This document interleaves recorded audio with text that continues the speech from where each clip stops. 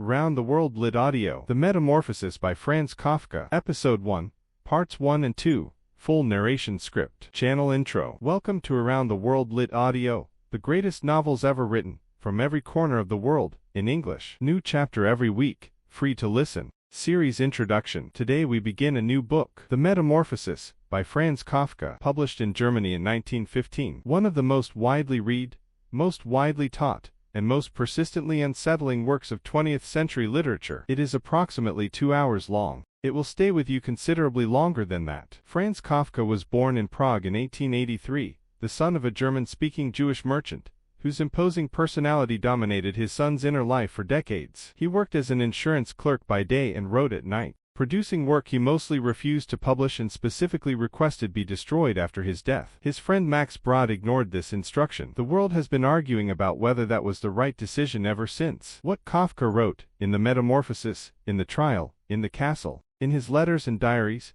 is work of a specific quality that resists categorization. It is not quite horror, though it is frightening. It is not quite comedy, though it is sometimes very funny. It is not quite realism, though it describes ordinary domestic life in extraordinary detail. It operates in the gap between these categories, in the specific space, where the absurd and the mundane overlap, where the most extreme situation is described in the flattest possible language, where the horror comes not from what happens but from how matter-of-factly everyone proceeds to deal with it. It begins with the most famous opening sentence in 20th century literature. Episode 1, Parts 1 and 2. Part 1. One morning, when Gregor Samsa woke from troubled dreams, he found himself transformed in his bed into a horrible vermin. He lay on his hard, shell-like back, and when he lifted his head a little he could see his curved brown belly, divided by stiff arched segments, on top of which the blanket, ready to slip off completely, was barely clinging. His many legs, which were pathetically thin compared to the rest of his bulk, flickered helplessly before his eyes. He thought,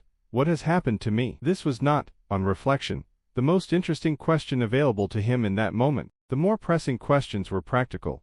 Whether he was late for work, whether his boss would be angry, whether he could get out of bed, in his current configuration. Gregor Samsa was a traveling salesman. He had a train to catch. He had clients to see. He had a family to support, a father whose business had failed, a mother whose health was poor, a sister who was 17, and who wanted to study violin at the conservatoire. All of this depended on Gregor's salary, which depended on Gregor's continued employment, which depended on Gregor being at work. He tried to get out of bed. This proved more complicated than usual. His body did not work the way it had worked yesterday. The legs, the many small legs, that flickered at the periphery of his vision, did not respond to the commands he gave them with any of the predictability that limbs are supposed to have. He rocked. He lurched. He tried various strategies, methodically, with the specific practicality of a man who has a problem and is working through solutions. The clock ticked. His mother called through the door. "Gregor, it's 7:15. Didn't you have a train?" He answered her. His voice was different. It had a quality he had not heard before.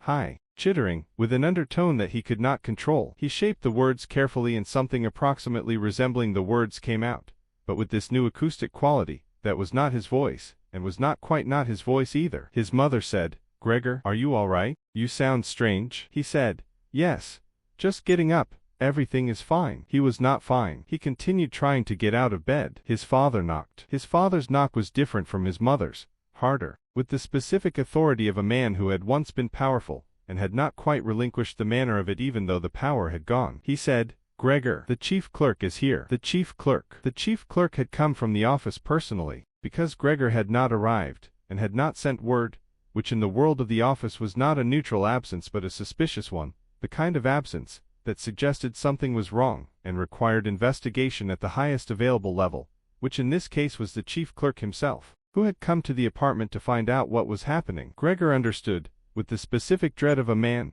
who is already in an impossible situation, that the situation had just become considerably worse. He redoubled his efforts. Eventually, through a process that involved rocking and rolling, and the application of his strange new bodice weight in various directions, he managed to get himself off the bed and onto the floor. He stood on his many small legs. The floor was cold. He discovered, with a kind of neutral interest, that he was lower to the ground than he had been yesterday, and that the room looked different from this height, the furniture enormous, the ceiling far above. He made his way to the door. He could not turn the key with hands, because he did not have hands. He had mandibles. He worked the key with his mandibles, slowly, carefully, with the same methodical patience he had applied to everything this morning. Part 2. His sister came every day. Grete, 17, wanting to study violin, dependent on her brother's salary, came every day and brought food, and cleaned the room and assessed, with the practical intelligence of a young woman who has been handed an impossible situation and is managing it, what her brother needed. She learned what he ate and what he didn't eat. She moved the furniture so he had more floor space,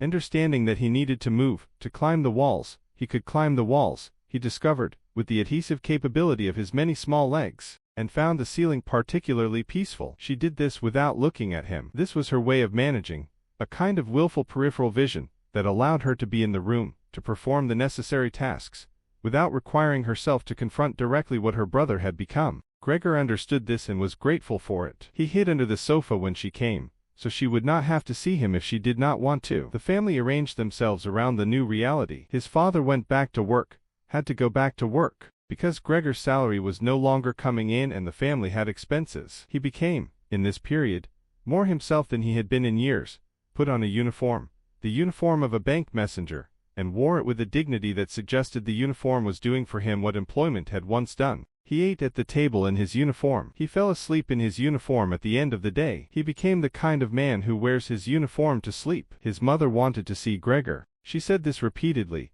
said it with the specific insistence of a mother who believes that presence is the solution to problems, that if she could just be in the room with her son something would be better. Grete resisted. Grete had appointed herself the manager of Gregor's situation, and resisted her mother's involvement with the protectiveness of someone who has found a purpose, and is not ready to share it. Eventually the mother came. She and Grete were moving the furniture, clearing the room further to give Gregor more space.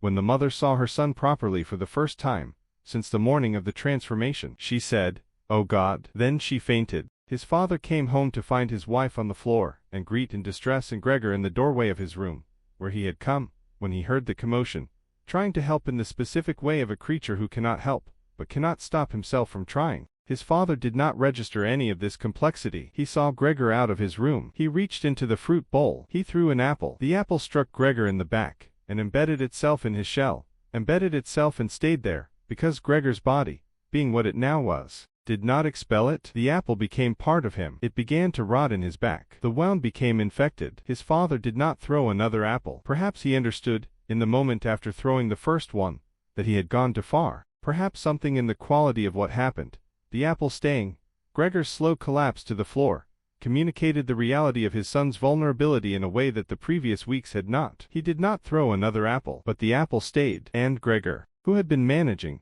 had been adapting to his new existence, with the specific practicality of a man who has always found practical solutions to his problems, began to manage less well. The wound was serious. He moved more slowly. He ate less. He climbed the walls and lay on the ceiling less often. He listened to his sister playing violin. Through the door, through the wall, from the floor of his room, he could hear Grete playing. She played in the evenings, for the family and sometimes for the lodgers, 3 serious men who had taken rooms in the apartment because the family needed the income and who sat in the evening and listened to Grete play and were, apparently, not particularly moved by it. Gregor was moved by it. He lay on his infected back and listened to his sister playing, and felt something he had not felt in weeks, something that was not the practical management of an impossible situation, but something warmer and more painful, the specific feeling of a person who loves something, and understands that the distance between them and the thing they love has become, possibly, permanent. Part 2 Transition. You have reached the end of Part 1, and Part 2 of the Metamorphosis,